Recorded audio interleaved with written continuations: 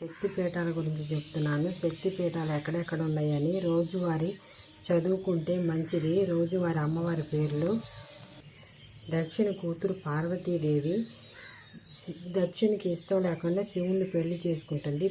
పూజకి ఆహ్వానం లేదు పార్వతీదేవికి. ఎందుకు పిలవలేదని అడగడానికి వెళ్ళింది.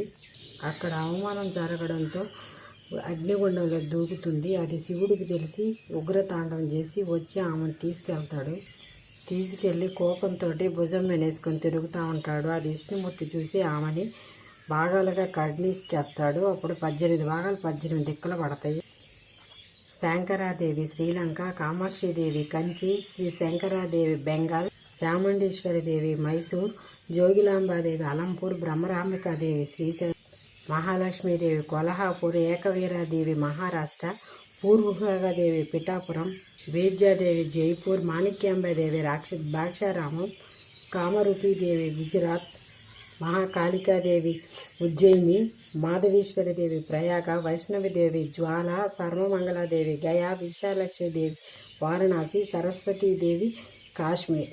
ఇలా అమ్మవార్ల పేర్లు చెప్పాను. అలాగే రాసింది కూడా పెడుతున్నాను. రోజువారు చదువుకుంటే మంచిది. నా వీడియో నచ్చితే లైక్ చేయండి, షేర్ చేయండి. చాలా మంచిది. 18 శక్తిపీఠాల గురించి తెలుసుకొని బాగా చదువుకుంటుంటే రోజువారి మన ఇంట్లో అమ్మవారి పేర్లు ధ్వనిస్తుంటుంటే చాలా మంచిది. తప్పులుంటే క్షమించండి. నాకు తెలిసిన వరకు చెప్పాను. అష్టదశ శక్తిపీఠాలు 18.